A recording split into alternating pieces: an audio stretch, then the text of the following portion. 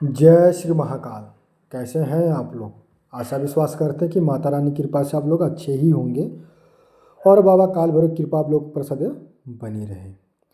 आज मैं आप लोगों के लिए बहुत ही प्रचंड साधना लेकर आया हूँ और यह साधना बहुत ही खतरनाक साधना है, क्योंकि इस साधना के बारे में मैं जितना भी तारीफ करूँ और जितना भी मैं इसका गुण गाऊँ, यह बहुत ही पूजनीय है।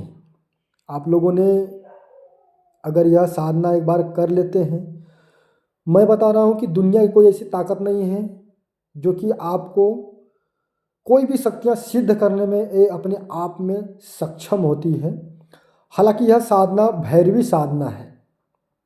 आप लोगों ने सुना होगा कि भैरवी साधना, और भैरवी साधना कई तरीक़ों से किया जाता है और उन तरीक़ों से अलग यह साधना है, क्योंकि पहले के जो लोग हुआ करते थे, आप लोगों ने देखा होगा कि वह कभी भी किसी भी साधना जब करते थे तो वह कम समय में किसी भी शक्तियों को अपनी तरफ खींच लेते थे, आकर्षित कर लेते थे। ठीक है। और किसी भी व्यक्ति को भी अपनी तरफ आकर्षित कर लेते थे, किसी महिला हो, चाहे पुरुष हो, चाहे बच्चा हो, चाहे जानवर हो, चाहे कोई भी व्यक्ति हो, पशु काहे न हो, ठीक है, जानवर काहे न हो, वो सभी व्यक्तियों को अपनी तरफ जो है कि खींच लिया करते थे। वो साधनाओं के माध्यम से वो खींचते थे। तो आज मैं वही साधना आप लोगों के लिए दे रहा हूँ। और मैं आप लोगों को एक बात बता देना चाहता हूँ कि आप लोग कभी भी जीवन में तंत्र के क्षेत्र में अगर आ रहे हैं तो अपने मन में किसी भी प्रकार का संशय और किसी भी प्रकार का घमंड, किसी भी प्रकार का अहंकार अपने मन में और अपने दिल में कभी मत लाना। क्योंकि अभी ऐसे बहुत से साधक हैं कि छोटी छोटी शक्तियाँ अगर उनको प्राप्त हो जाती है तो ऐसा लगता है कि उनको बस ब्रह्मा मिल गए हैं, और कहीं ना कहीं उनको लगता है कि दुनिया का रचयिता मैं ही हूँ और मेरे से बड़ा इस धरती पे कोई है ही नहीं। तो उनको ये नहीं पता है कि इस धरती पर, ये पूरे पृथ्वी पर एक से बढ़कर एक वीर हुआ करते हैं। ठीक है। तो ऐसी अहंकार, ऐसी घमंड किस बात का है? जिस दिन तुम्हारा शरीर साथ छोड़ देगा तो तुम्हारा कौन है इस धरती पर? है कोई? अगर आप किसी के साथ अगर गलत कर रहे हो तो तुम्हारे साथ भी एक दिन गलत होगा। तंत्र विद्याओं के ही द्वारा माध्यम से कर रहे हो, चाहे किसी भी माध्यम से भी आप किसी का भला या किसी का बुरा कर रहे हो, ये आप अपने मन में सोच लीजिएगा एक बार कि हम क्या सच में भगवत मार्ग में अगर हम पैर रख रहे हैं, तंत्र मार्ग में हम पैर रख रहे हैं, तो क्या मैं किसी का भला करने के लिए रख रहा हूँ कि किसी का बुरा करने के लिए मैं रख रहा हूँ? इस बात का आप लोग बहुत ही अच्छे तरीके से ध्यान में रखिएगा। क्योंकि देखो, अगर आपके मन में विश्वास है कि हमें जन कल्याण करना है और जन कल्याण के साथ साथ हमें लोगों का भला तो कर ही रहे हैं, लेकिन खुद का भी भला अगर हो रहा है तो इस बात पर हम क्यों अपने आप को बहुत बड़ा तुर्रम खान समझे? ठीक है। नहीं, मैं एक साधारण मानव हूँ और साधारण मानव के सिवा मैं कुछ भी नहीं हूँ। ऐसा नहीं कि 10 लोग हमारा पैर छुए, 10 लोग हमारे को बहुत जयकारा लगाए, 10 लोगों को मैं बहुत अच्छा लगूं। नहीं, ये सब पाखंडवाद है।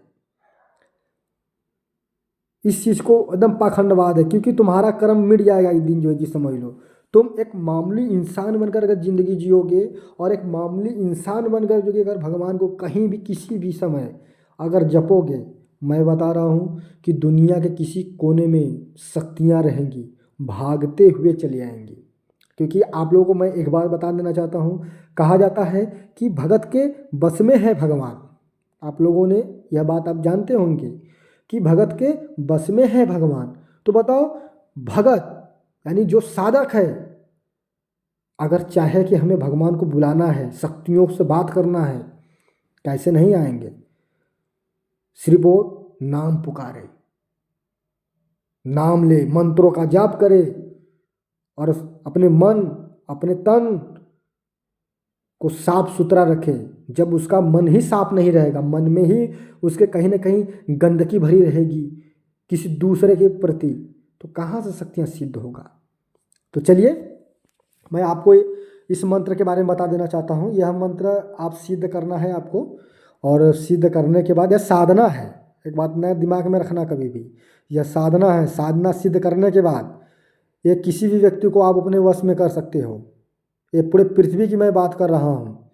आप साधनाओं में बहुत जल्दी जल्दी सफलता प्राप्त करोगे, क्योंकि जहाँ पर अमुक आया है, शब्द आया है, वहाँ पर जिसको भी अपने वश में करना है, जिसको अपनी तरफ खींचना है, उस व्यक्ति का नाम रहेगा। एक बात इतना आप लोग दिमाग में रखिएगा। तो चलिए अब आगे का मैं बता रहा हूँ साधना आपको।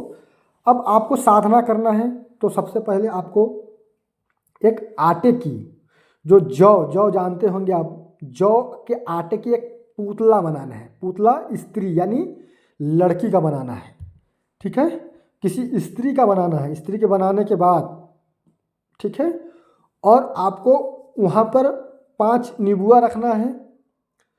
आप कहीं पर भी बना सकते हो, हालांकि यह साधना आप लोग घर पर मत करिएगा, घर के बाहर ही साधना करिएगा, तभी आपको साधना में 100% जो कि सफलता मिलेगा। तो साधना को घर के बाहर ही करना है आपको, किसी भी स्थान पर कर लीजिए। आप शमशान में भी कर सकते हैं, निर्जल स्थान पर भी कर सकते हैं, सुनसान जगहों पर कर सकते हैं, या सुनसान आपका कहीं पर रूम है, स्थान है, तो वहाँ पर भी कर सकते हो, लेकिन अपने घर के यानी फैमिली के लोगों के अंदर नहीं करना है यह साधना। एक बात ना दिमाग में रखना, क्योंकि इसकी साइड इफेक्ट बहुत ही नेगेटिव आएगी, ठीक है। तो आपको ऐसे जगहों पर आपको एक स्त्री का जो कि पुतला बनाना है। बनाने के बाद वहाँ पर आपको 5 निबुआ शराब रखना है। शराब के बाद जो कि रोरी, सिंदूर, काला आसन रहेगा आपका जो कि, ठीक है, और रुद्राक्ष का माला रहेगा जो कि समझ लो, गजरा माला रहेगा आपके पास जो कि समझ लो, और बकरे की कलेजी रहेगा, ठीक है। और जब पुतला बनाने के बाद उसको हल्दी और जो कुमकुम होता है उससे जो कि उस पुतले को रंग देना है, मतलब उसको स्त्री में जो कि डिवाइड कर देना है, और उनको जो कि साड़ी वगैरह, नथुनी वगैरह पूरा चीज़ पहना देना, श्रृंगार वगैरह सब कुछ करवा देना है, ठीक है। करवाने के बाद, ठीक है, अब आपको यह साधना अमावस्या के दिन से साधना करना है, ठीक है। कभी भी यह साधना अमावस्या के दिन से ही साधना करना है, क्योंकि देखो अमावस्या के दिन से अगर साधना करोगे तो आपको बहुत जल्दी ही सफलता मिलेगी, और किसी अदर दिन से अगर साधना करोगे, ठीक है, तो साधना का सफलता मिलना बहुत गलत होता है। या तो फिर आप भैरव जयंती के दिन से भी ये साधना कर सकते हो, उसमें कोई भी दिक्कत आपको नहीं होगा जो कि, ठीक है। तो आप इस प्रकार से उस दिन से भी आप आसान तरीके से कर सकते हो, कोई दिक्कत नहीं आएगा। तो आपको पूरी सामग्री को इकट्ठा कर लेना है, ठीक है। हालांकि यह साधना आपका जो कि 84 दिन की साधना है, इतना दिमाग में आप रखना, ठीक है। यह साधना आपका 84 दिन की साधना है, ठीक है। आपको 84 दिन तक यह साधना का इस मंत्रों का आपको जप करना है, लेकिन हर एक दिन पुतला आप नहीं बनाना पड़ेगा, एक ही पुतला 84 दिन तक चलेगा आपका, ठीक है। तो इसी प्रकार से वो पुतला बनाना, ताकि जब आप पुतला बना लोगे तो आप मट्टी जैसा वो खुद ही हो जाएगा जो कि समझ लो, उसमें कोई करना मिट्टी बन जाएगा वो, लेकिन हालांकि वो बिगड़ना नहीं चाहिए, ठीक है। आपको ऐसा लगे, मतलब थोड़ा भारी मात्रा में पुतला बनाना, करीबन 4 फीट का बनाना है आपको जो कि पुतला, ठीक है, ताकि श्रृंगार वगैरह आप अच्छे से कर सके। मैं बता रहा हूँ कि वही पुतला खड़ा हो जाएगा 84 दिन के अंदर में, वही पुतला आपको खड़ा होकर वचन देगा, लेकिन आप जिसके पास करेजा होगा वही यह साधना करने, वरना वह व्यक्ति साधना न करे कि जो कि चूहे से डर कर भाग जाए, ठीक है, क्योंकि करेजा चाहिए। और वही पुतला उससे वचन लेगा, उस व्यक्ति से जो साधक बैठेगा वहाँ पर साधना के लिए, ठीक है, वही व्यक्ति उससे वचन लेगा। वचन लेने के बाद अब आपको किसी भी तरह से, मतलब ऐसे गलत वचन नहीं ले लेना है जिसकी वजह से आप और आपका परिवार जो कि फंस जाए, ठीक है। इस बात का आप ध्यान में रखिएगा। आप और ज़्यादा भी बोलना नहीं उस समय, क्योंकि क्रोध में शक्तियाँ रहती हैं, और आप देख सकते हो मंत्रों को, ठीक है। और इससे आप वशीकरण, सम्मोहन, स्तंभन, ये सारा काम आप बहुत ही आसान तरीके से कर सकते हो। और किसी को मैं बता रहा हूँ ना, किसी को भी आप अपने तरफ खींच सकते हो, और यह साधना के माध्यम से।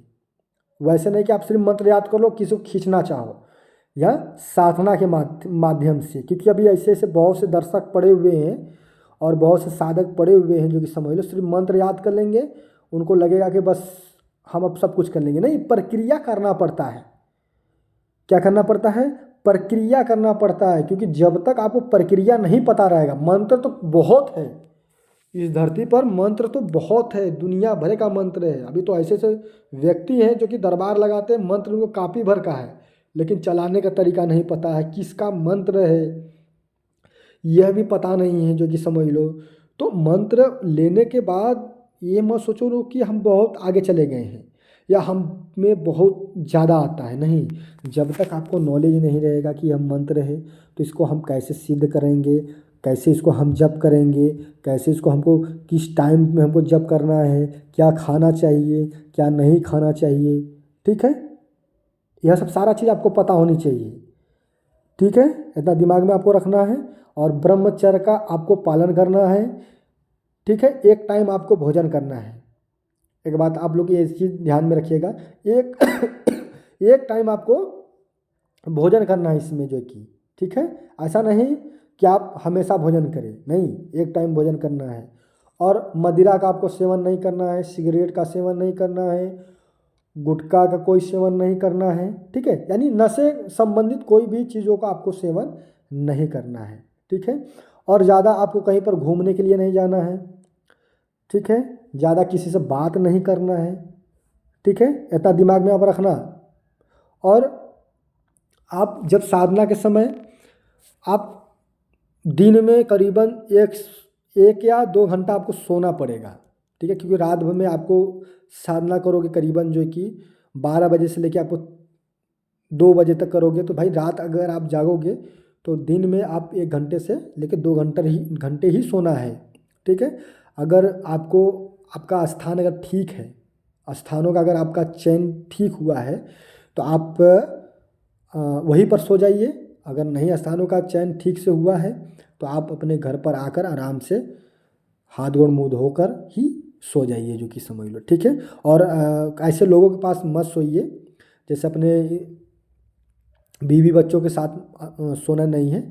आप किसी एक अलग कमरे में जो कि आप अच्छे से लेट जाइए, जो कि समझ लो। ठीक है, फिर सुबह में जल्दी ही उठना है और जल्दी ही आपको जो कि वहाँ की जितने भी सामग्री पड़ा हुआ है पूजा पाठ का, वहाँ का उठाकर आप किसी तालाब में या किसी नदी हो वहाँ पर आप उसको प्रवाहित कर दीजिएगा। प्रवाहित करने के बाद फिर वही प्रक्रिया आपको दोबारा दिन में करना है और रात में करना है। ठीक है, एक बात का आप लोग इसको ध्यान में रखिएगा, जो कि समझ लो। ठीक है, और किसी भी प्रकार की गलती नहीं होनी चाहिए। मंत्रों को अच्छे से याद कर लीजिए।